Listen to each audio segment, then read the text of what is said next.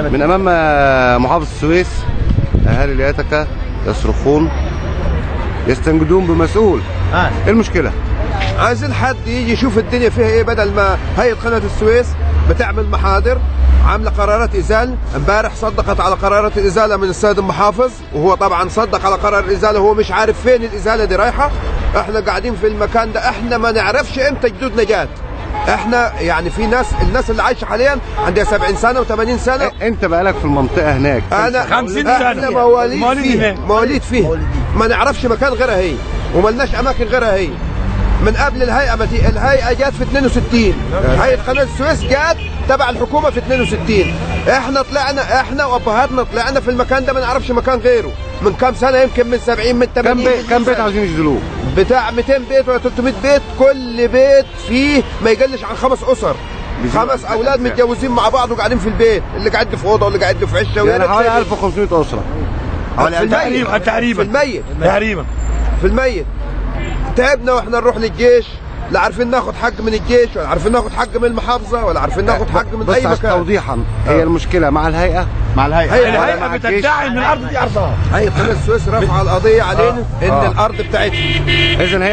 اذا ما لهوش دعوه محافظه السويس. تمام. بحجه ان جات بعد كده جه الجيش جه صور ورفع المساحه بتاعت الارض على اساس ان الارض بتاعت الجيش، الهيئه ما لهاش دعوه. ماشي، هو اللي هيبيع لنا. ماشي، رحنا مشينا وراه لحد ما رحنا هيئه الاعداد والحرب في مصر، برضه ما فيش فايده، ما فيش حد ادانا، ما فيش حد وطلبات التمليك ما فيش حد رد علينا. كتبنا طلبات تمليك للمحافظه، ما فيش حد رد علينا. انت هتكتب تمليك للمحافظه وهي مش تبع المحافظه. انت بكلامك بتقول دلوقتي بس توضيحا عشان المستمع اللي بيسمع يبقى فاهم. هو احنا عايزين دلوقتي نقول هي تبع الهيئه، انت بتقول ان الهيئه بتقول بتاعتها والجيش بيقول بتاعته. عايزين مسؤول يقعد معانا ويقول الارض دي بتاعتنا، بتاعت ناس من اسرائيل وهنبيع لكم. اي حد يجي يسال فينا. يعني انتوا ما فيش مشكله ان انتوا تشتروا؟ لا، ما عندناش مشكله. انما الهيئه عايزه تفضي الارض عشان تاخدها. مش مشكله تشرد 1500 اسره. لا، مش مشكله عندنا. مشكله لو واحد حيطه وقعت في بيته عايز يبيضها، يروح عاملين له محضر. فصلت يروح عاملين له محضر، بعد المحضر قرار ازاله. وما معهاش سنه تمليك. ما احنا مش عارفين لها اصلا، مش عارفين. امال اخذت حكم ازاي لما هي ما معهاش سنه تمليك؟ ما معهاش سنه تمليك. ما معهاش سنه تمليك. ما معهاش. ايام العهد الفايد بتاع الحزب الوطني، شغل البطل اللي كان شغال، خدت الحق بتاعها، خدت حق مش بتاعها. ان هي احنا كل ما نيجي نوصل تليفون يقول لك هات جوابات. طب نجيب جوابات من مين؟ ما فيش اي. طب في حد موصل تليفون في المنطقه؟ انا موصل في تليفونات وموصلين عدادات. وصلت تليفونك ازاي؟ مش عارف الرقم بتاعه. عشوائيات. وصلته ازاي؟ عشوائيات. جايب بطلب. عندك عداد ميه؟ وعندي عداد نور. ما دخل على كده ان احنا هم كمان لما دخلوا ميه، هم كمان لما دخلوا النور راحوا كاتبين ايه في الوصولات؟ اصل وصالح ايه؟ للمنطقه عشوائيه. عشوائيات. حتى الايصال لما جت بتاعت الكهرباء يقول لك عشوائيات الاتك. ميه ما عندناش. احنا بنناشد السيد المحافظ يشوف لنا حل. للتدخل. احنا النهارده عشوائيات زي عشوائيات عرب المعمل، زي العشوائيات الموجوده كلها في السويس.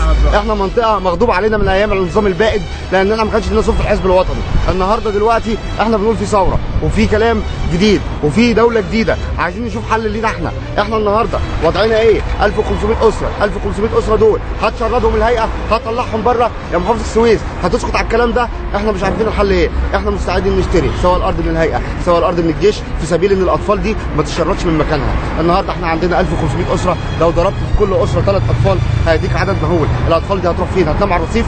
هو ده اللي احنا بندور عليه. عايزين نقنن وضعنا. رجاء من السيد المسؤول انه يحدد لنا موقفنا من جهه الارض دي، سواء كانت الارض ملك للهيئه او ملك للمحافظه او ملك للهيئه، اي كان ملك. احنا عايزين نقنن وضعنا. احنا هنروح فين؟ مش معقول هنقعد في خيام. محكمه قبل كده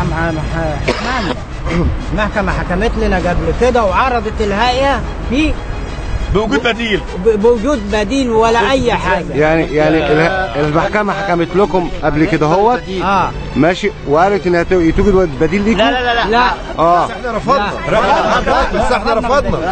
احنا عايزين الارض دي ملكونا فيها باي ثمن. اي ثمن هيحددوها، تحدد المحافظه، حدد الجيش، احنا تحت امره. انما الوضع ده اللي احنا فيه كل شويه يقول لك قرار ازاله. الهيئه على اي اساس بتاخد قرارات ازاله؟ انتوا المناقشه بتاعتكم دلوقتي للسيد المحافظ تقنين وضعنا ان احنا نقنن وضعنا عشان احنا ما عندناش ميه. احنا بنشحت الميه شحات، ما عندناش ميه. عندنا كهرباء ماشي بالعدادات. طب نعمل ايه؟ نروح فين؟ عايزين السيد المحافظ يشوف له حل معانا يملكنا الارض يا فندم. في باي وضع. هيئه قناه السويس فصلت الكهرباء مده 7 سنين عن الناس، واشتكينا وعملنا طلبات. في الاخر خالص عشان ياخدوا اصواتنا في مجلس الشعب جابوا لنا عدادات مؤقته.